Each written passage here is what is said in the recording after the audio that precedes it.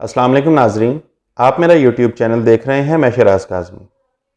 नाजरीन, मरियम नवाज़ साहिबा और हमज़ा शहबाज साहब के दरमियान जो टेंशन और तलखी पहले से मौजूद थी वो बाकायदा लड़ाई की शक्ल अख्तियार कर चुकी है। दोनों के दरमियान टेंशन्स तो पहले से थी, लेकिन ज़िमनी इंतखाबात के बाद और उसकी जो बुरी तरह शिकस्त हुई है उसके बाद मरियम नवाज़ साहिबा ने इस शिकस्त का सारा मलबा डाल दिया है हमज़ा शहबाज पे, और हमज़ा शहबाज ने इस सारी शिकस्त का जिम्मेदार करार दिया है मरियम नवाज़ साहिबा की गलत स्ट्रेटजी को। और इस तरह दोनों के दरमियान जो एक खिंचाव था, जो एक टेंशन थी, वो बहुत ज़्यादा बढ़ चुकी है और पार्टी की जो इंटरनल लड़ाई है वो बहुत ज़्यादा इंक्रीज़ हो गई है, जिसका नतीजा ये निकला कि मरियम नवाज़ साहिबा ने हमज़ा शहबाज साहब की शिकायत लगाई है जनाब मियाँ मोहम्मद नवाज शरीफ साहब को, और उन्हें ये कहा है कि हमज़ा शहबाज ने ज़िमनी इंतखाबात के अंदर जो जो काम, जो जो परफॉर्मेंस देनी थी वो देने में वो बुरी तरह नाकाम रहे हैं।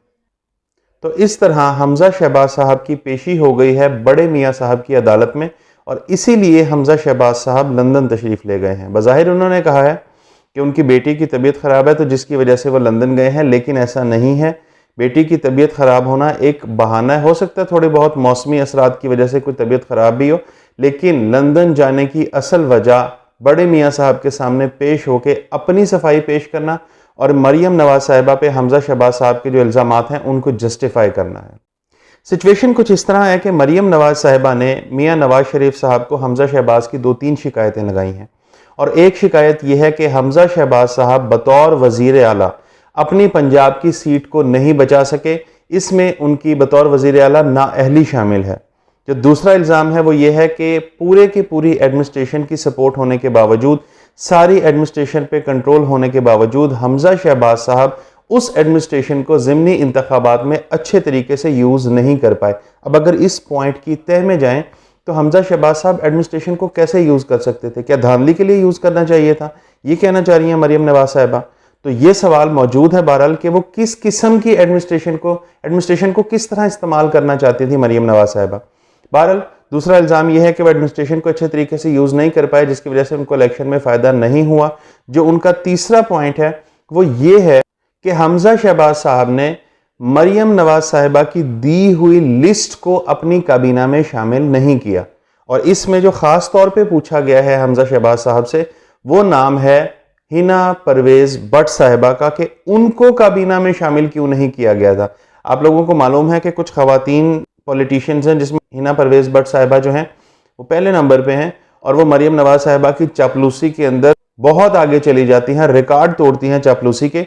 तो मरियम नवाज़ साहिबा को ऐसे लोग पसंद हैं जो उनकी हर वक्त तारीफ़ करते रहे, उनकी चापलूसी करते रहे, कभी उनके हैंडबैग की तारीफ़ करते रहे, कभी उनके जूतों की तारीफ़ करते रहे, कभी उनकी पर्सनैलिटी की तारीफ़ करते रहे। शायद यही उनका क्रेडिबिलिटी है हिना परवेज़ भट्ट साहिबा की, शायद वो यही काम करके यहाँ तक पहुँची हैं। तो उनका नाम काबीना की लिस्ट में शामिल किया गया था। सानिया आशिक साहिबा को मिनिस्ट्री दी गई, कुछ और लोगों को मिनिस्ट्री दी गई, लेकिन हिना परवेज़ भट्ट साहिबा को इग्नोर किया गया, जिसके नतीजे में मरियम नवाज़ साहिबा को इस बात का बहुत गुस्सा है। अब आते हैं हमज़ा शहबाज साहब की तरफ। हमज़ा शहबाज साहब से ये सवालात पहले भी पूछे गए थे, लेकिन उस टाइम लंदन से पाकिस्तान में ये सवाल पूछे और हमज़ा शहबाज साहब ने इन सवालों का जवाब दिया था। लेकिन शायद मियाँ मोहम्मद नवाज शरीफ साहब इन जवाबों से मुतमईन नहीं हुए और उन्होंने हमज़ा लंदन तलब किया है। अब हमज़ा साहब लंदन तशरीफ़ ले गए हैं, जहाँ वो इन सवालों के जवाब भी देंगे और अपनी पोजीशन को जस्टिफाई करने की कोशिश भी करेंगे।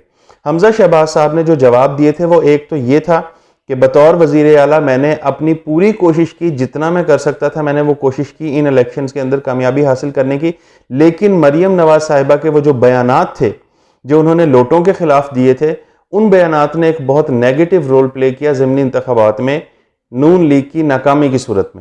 दूसरा, हमज़ा शहबाज साहब की जो सफाई है वो ये है कि नून लीग ने बजाय अपने उम्मीदवारों को टिकट देने के लोटों को टिकट दिए, और इसके अंदर मियाँ मोहम्मद नवाज शरीफ का और मरियम नवाज साहिबा का बहुत रोल था।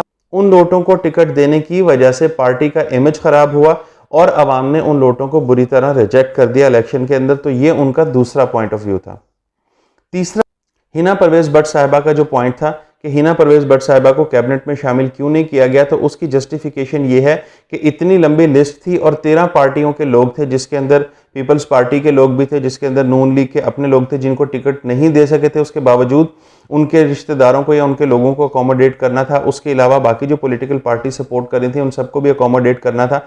फिर काफ लीग के जो लोग थे उनका भी प्रेशर था। तो इन सब लोगों को अकोमोडेट करने के चक्कर में मैं मरियम नवाज साहिबा की सारी लिस्ट को अकोमोडेट नहीं कर सकता था, इसलिए हिना परवेज़ भट्ट साहिबा का नाम अकोमोडेट होने से रह गया। सानिया आशिक साहिबा को उन्होंने बहरहाल मिनिस्ट्री दी थी, तो इस तरह उन्होंने ये सफाई पेश करने की कोशिश की थी। लेकिन बहरहाल मरियम नवाज साहिबा का बहुत ज़्यादा इन्फ्लुएंस है नवाज शरीफ साहब के ऊपर, और उन्होंने जो शिकायत लगाई हैं उसके नतीजे में हमजा शहबाज साहब के लिए अच्छी खासी मुश्किल पैदा हो चुकी है।